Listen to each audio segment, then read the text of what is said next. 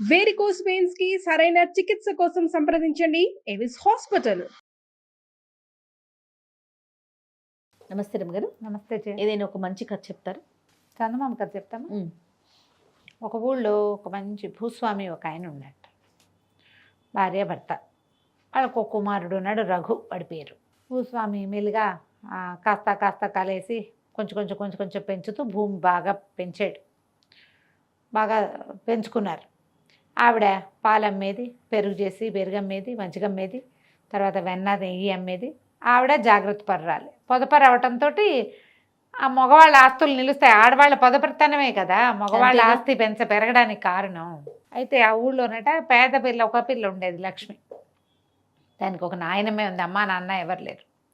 పిల్ల పాపం ఇల్లు వాకిలి లేని వాళ్ళు, ఏదో చిన్న గుడిసేసుకుని ఉండేవాళ్ళు. చక్కటిది, అన్ని పనులు చేసుకునేది. అయితే ఆ ఊళ్ళో జాతర అవుతుంది. జాతర అవుతుంటే అమ్మ నాన్న ముందే వెళ్ళారు. రఘు వెనకాల ఏదో పాలు అవి తీర్చుకుని రఘు వెళ్ళబోతుంటే ఈ ఇల్లు నానుకుని ఉన్న చేలో కలుపు తీస్తోంది పిల్ల, ఈ లక్ష్మి. అంటే అన్నట్టు కేకేసేట, ఏంటి ఎందుకు ఇంకా తీస్తున్నావు, జాతరలోకి వెళ్ళవా అంటే, ఆ జాతరకి వెళ్తే కూల్ డబ్బులు ఎక్కడి నుంచి వస్తాయి బాబు, మరి ఈ కూల్ తీస్తే, ఈ కలుపు తీస్తే 2 అర్ధనాలు కూలి వస్తుంది, సాయంత్రానికి రేపటికి భోజనం వస్తుంది అనేసరికి 2 అర్ధనాలే కదే నేను ఇస్తాను, పోను ఒక జాతరలోకి వెళ్ళు, ఓసారి వెళ్ళి దండం పెట్టుకురా అన్నాడు. అనేసరికి ఆ పిల్ల ఏం చేసింది, చేలోంచి బయటకు వచ్చి కాళ్ళు చేతులు కడుక్కొని జాతర వైపుకి అడుగులేసింది. రఘు ఈ అమ్మాయి చేయవలసిన పని తను చేస్తానన్నాడు. కలుపు తీసాడు కొంత మటుకు. ఆ పిల్ల అక్కడికి వెళ్ళి జాతర దాకా వెళ్ళి ఊళ్ళోనే దండం పెట్టుకుని తిరిగి వచ్చేసారు కల్లా ఇతనికి అలవాట్లేక, ఆ పిల్ల పొద్దు నుంచి పనిచేస్తున్న పిల్ల నవనవలాడుతూ బాగానే ఉంది. అలవాటు మధ్యాహ్నం కాసేపు పనిచేసిన రఘుకి చెమటలు దిగ్గారుతుంటే పిల్లంది, అబ్బో ఎంత కష్టపడ్డావు నా కోసం, సరేలే రారా మా ఇంటికి రా, పానకం ఇస్తానని. జాతరలో అందరిళ్లలోనూ పానకం చేసుకుంటారు అమ్మవారి నివేదనలకి. ఒక గ్లాసు పానకం కలిపెట్టుకున్న పానకంలో నుంచి ఒక గ్లాసు పానకం ఇచ్చింది. పానకం తాగాక వాడికి అనిపించింది, ఎంత పని చేస్తుంది ఈ పిల్ల. అక్కడికి వెళ్ళేసరికల్లా నాయనమ్మ రుసరుసలాడుతూ దుమదుమలాడుతూ తిట్టుకుంటూ కసురుకుంటూ ఉంది. కనీసం పోనీ ఇంత చక్కటి పిల్ల, ఇంత పనిమంతురాలు, తెల్లారు లేచిన దగ్గర నుంచి పనిచేసి సాయంత్రం అయ్యేసరికి నూకల గంజో వేప గంజో పట్టుకొచ్చి పెడుతోంది బామ్మకి. ఏమిటి ముసలిది కూడా సరిగ్గా లేదు, ఈవిడ కోసం ఇంత కష్టపడుతోంది కదా ఈ పిల్ల, ఎంత పనిమంతురాలు అని అనిపించింది. సరే ఆ మాట అనుకుని ఇతను వచ్చేసాడు అక్కడి నుంచి. వాడికి నచ్చింది ఆ పిల్ల. ఇంటికి వచ్చేసరికి వాళ్ళ నాన్న వాకిలికి దడి కడుతున్నాడు. వాకిలు అంటే ఈ ఇళ్లల్లో ఇదివరకట్లాగా ప్రహరీ గోడలు అవి పెద్ద కట్టుకునే వాళ్ళు కాదు కదా పాతకాలంలో. ఏం చేసేవాళ్ళు, దడి కట్టేవాళ్ళు. కొన్ని రాటలు నిలువుగా పాతిపెట్టి చిన్నవి మన తుంగవి అవి కలిపి ఇట్లా అడ్డంగా కడితే ఏమిటి మేకలు అవి రాకుండా, గొడ్లు ఇది కాకుండా ఉండటానికి ఒక దడి కడుతున్నాడు. ఒరే అయ్యా, పాలేళ్ళందరూ జాతరలో ఉండిపోయారు, మరి చీకటి పడే లోపల ఈ పని అయిపోవాలి, ఇంకా ఈ కాస్త మేర మిగిలింది, రారా నువ్వు సాయం పట్టు అంటే, సరే రఘు వెళ్ళి అది దడి కట్టడానికి నాన్నకు సహాయం చేశాడు. చేస్తుంటే వాళ్ళ నాన్న అన్నాడు, ఏరా ఈ సంవత్సరం పెళ్లి చేసుకోవాలిరా నువ్వు అన్నాడు. అనేసరికి ఈ అబ్బాయి అన్నాడు, నాన్న నేను ఏ పిల్లని చేసుకున్నాను, నాకు నచ్చితే చాలన్నావు కదా, మరేమో నేను మన వెనకాల ఉన్న లక్ష్మి లేదు, దాన్ని చేసుకుంటాను నాన్న అన్నాడు. అనేసరికి నాన్న అన్నాడు, మంచిదేరా పిల్ల బుద్ధిమంతురాలు, చక్కగా మన ఇంట్లో కూడా ఎప్పుడైనా అవసరమైతే 4 పనులు అందుకుంటుంది. కాకపోతే మీ అమ్మందు చూసావా మహాగండ, అది పాలు అమ్ముతుంది, పెరుగు అమ్ముతుంది, వెన్న అమ్ముతుంది, నెయ్యి అమ్ముతుంది, రూపాయి నా చేతికి అందనివ్వదు. ఎక్కడ దాస్తుందో భగవంతుడికి కూడా తెలియదు. మెమ్మ ఒప్పుకోదురా పేద పిల్లని చేసుకోవడానికి, దానికి నగానట్రా అమరవు. డబ్బు గల సంబంధం చేసుకుంటే ఏముంది, మనకి వాళ్ళు పెట్టుబడులు వస్తాయి, దీని దగ్గర నుంచి ఏమొస్తాయి, పిల్ల మంచి పిల్లే కానీ మీ అమ్మ ఒప్పుకోదురా అన్నాడు. సరే ఊరుకున్నాడు రఘు. 4 రోజులు ఆగాక వాళ్ళ అమ్మ మజ్జిగ జిలుగుతుంటే దాని దగ్గర కూర్చుని, అమ్మ ఎంత పని అంతా ఒక్కదానివే చేసుకుంటున్నావు, ఎవరైనా పనిమంతురాలు లేని పిల్లని తెచ్చుకుంటే నీకు బాగుంటుంది కదే అన్నాడు. ఎందుకు బాగుండదు నాయన, నా వెనకాల చేదోడు బాదోడుగా ఉండేందుకు పిల్ల రావద్దు అన్నది. అనేసరికి అమ్మ మన వెనకాల ఇంట్లో ఉండే లక్ష్మిని చేసుకుంటానే, అది భలే పనిమంతురాలు అన్నాడు. అనేసరికి ఆవిడంది, నాకెందుకు, అయ్యో లక్ష్మి బంగారు తల్లిరా, అది ఎంత మంచి పిల్లో, బాగుంటుంది చేసుకుంటే, కానీ మీ నాన్న నడే ఒట్టి పాపిష్టవాడు. ఓహో, నాన్న ఒప్పుకోడురా, నాన్న పరమ పీనాసివాడు, నీ కట్టం కోసం చూస్తున్నాడు రా, నువ్వు ఇంత బంగారు తండ్రివి, నీకు ఎంత కట్నం వస్తుంది, దానికి అది ఇది కలిపి ఏదైనా కొందామనుకుంటాడు. కానీ పెళ్ళికి ఒప్పుకోడు రా మీ నాన్న. ఏమనుకోకు నాన్న, ఇంకో సంబంధం చూసుకుందాము అంది. నాన్న వద్దన్నాడు, అమ్మ వద్దంది. కానీ ఈ కొడుకు పట్నం ఏదో వస్తువులు తేవడానికి వెళ్ళినప్పుడు మొగుడు పెళ్ళామిద్దరు కష్టం సుఖం మాట్లాడుకున్నారు. ఏమేవో మానవాడికి వెనకాలింటి లక్ష్మి మీద ఉందే అంటే నీకు చెప్పాడు నాకు చెప్పాడు అంది తల్లి. అంత పేద పిల్లని తెచ్చుకుంటే ఏం సాగుతుందే, అక్కడ ఎవరు లేరు. వీడు పండక్కి అత్తారింటికి వెళ్ళినా అన్నమండి పెట్టేవాళ్ళు లేరు, అదే వండుకోవాలి. ఇక పండగలు లేవు, పబ్బాలు లేవు, వాడి పేరు పెట్టుకుని మనం వెళ్తాలు లేవు, పండక్కి వెచ్చాలు వచ్చేది లేదు, లాంఛనాలు వచ్చేవి లేదు, ఓ బావమరుదులు సరాగాలు లేవు, వియ్యంకులు మన చూసి అగ్గగ్గలాడడం సున్నా, ముసలిది ఎప్పుడో పోతుంది, ఆ పిల్లకి పురుడు పుణ్యం మనమే పోసుకోవాలి. పోనీ దాని దగ్గర పావలా ఉందంటే అర్ధనా కూడా లేదు, ఈ సంబంధం చేసుకోకూడదు. ఇద్దరు డిసైడ్ వాళ్ళిద్దరు ఉద్దేశం అదే. అందుకని ఏమనుకున్నారు, ఈ సంబంధం వద్దని చెప్పాం కదా, ఈవిడికి ఒక వేలు విడిచిన మేనగోడలు ఉంది సుందరి, అది పట్టణంలో ఉంటుంది, దానికి ఇక 500-600 రూపాయలు ఆస్తుంది. అది 500-600 ఎప్పటి కదా ఇది, 60s, 60 కూడా కాదు 50s కదా. ఓకే, 500-600 రూపాయలు ఆస్తుంది, దాన్ని తీసుకొద్దాము. దాన్ని 4 సార్లు చూపించామంటే వీడే ఒప్పుకుంటాడు, పిల్ల చక్కగా ఫ్యాషన్గా, అంటే అప్పుడు ఆ రోజుల్లో ఏమైనా వాళ్ళు ముస్తాబు అది చేసుకుని బాగుంటుంది పిల్ల అని ఆవిడ ప్రపోజ్ చేసింది. ఈయనకి ఏమనుంది, ఈయనకున్న 25 ఎకరాలకి పక్కన మంచి 5 ఎకరాల చేను ఒకటి ఉంది, ఒక 200-250 అయినా పెట్టాలి దానికి, 50 రూపాయలు ఎకరం. మన దగ్గర డబ్బు కదపకుండా పైనుంచి డబ్బు వస్తే అది కొడుకు పేరున కొనొచ్చని ఆలోచిస్తున్నాడు. దొరికిందే ఛాన్సు.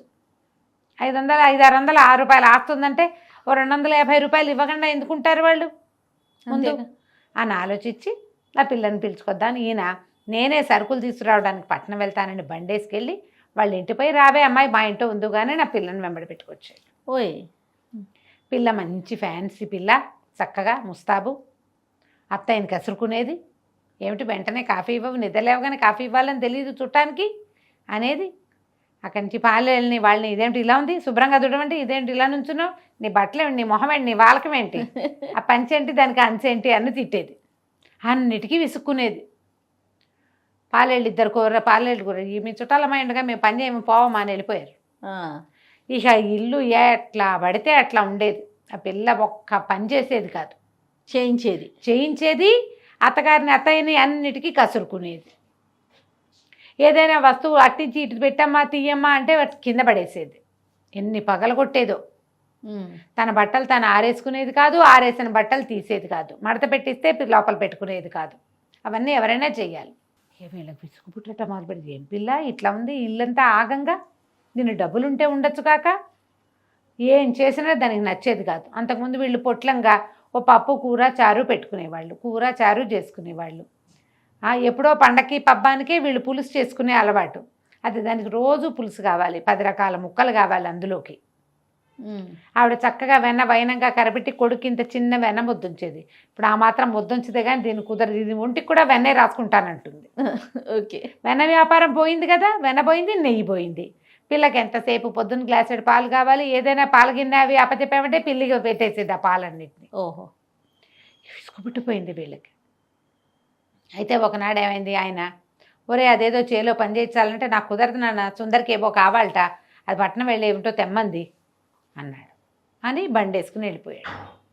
పట్నం వెళ్ళిపోతున్నాడు కొడుకు. ఆ పూట అది చేను చూసి వస్తానని అవతలకి వెళ్ళేసరికి మా భార్య భర్త మళ్ళీ కష్టం సుఖం మాట్లాడుకున్నారు. ఇదేం పిల్లండి, పాపిష్టి పిల్ల, ఒక పని సహాయం లేదు, నన్ను పనిగెత్తం చేసేసింది, ఈ ఇల్లంతా మహాలోకం ఉన్నట్టుంది, ఏది తీయదు చెయ్యదు, ఆడపిల్ల ఉంటే ఎంత పని సాయం ఏమీ చేయదు, పైగా పని వాళ్ళని తెగ తిట్టిపోస్తుంది, అన్నిటికీ విసుక్కుంటుంది, పాలకు పాలు పాడు చేసేస్తుంది, వెన్నకి వెన్న పాడు చేసేస్తుంది, ఎంత వెన్నా దాని ఒంటికే జాలటం లేదు అని గోల పెట్టింది ఆవిడ.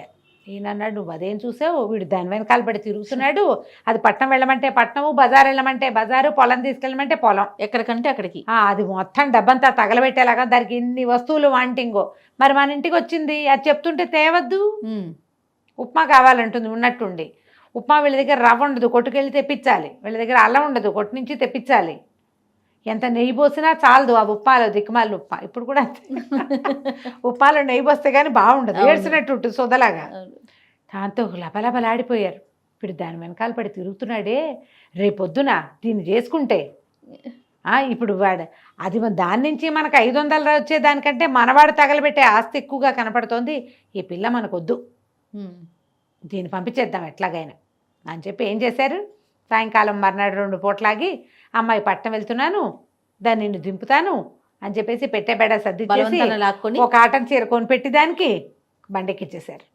తీసుకుపోయి ఇంటి దగ్గర దింపారు. ఇల్లు చూస్తే నట్టిల్ల, ఐవార్ల నట్టిల్లలే ఉంది. ఈవిడేం చేసింది, పిల్లాడి తల్లి రఘు వాళ్ళ అమ్మ ఆ వెనకాల ఇంట్లో ఉన్న లక్ష్మి ఏదో పొలం వెళ్తుంటే, ఓ లక్ష్మి మా అమ్మ మా తల్లి కొంచెం పంచాయని రావే అని అడిగితే, అంతకుముందు అడిగింది ఆవిడ ఈ పిల్ల ఉండగా. అడిగితే లక్ష్మి వాళ్ళ నాయనమ్మ కిందపడి కాలు విరక్కొట్టుకుంది. వీళ్ళింట్లో పని సాయానికి వచ్చే అవకాశమే లేదు దానికి. అదేదో ఉన్నది గుట్టుగా పెట్టుకుని నాయనమ్మని చూసుకుంటుంది. మీ నాయనమ్మని దిసురా, పాలేరుని పంపిస్తా సహాయం, మా ఇంట్లో పడుకోబెడదు కానీ ఆవిడ కూడా పాలు నీళ్లు నేనే చూస్తా, కొంచెం ఈ ఇల్లు వాకిలి సర్ది పెట్టమ్మా, మాతో ఉండు అని బతిలాడుకుంది.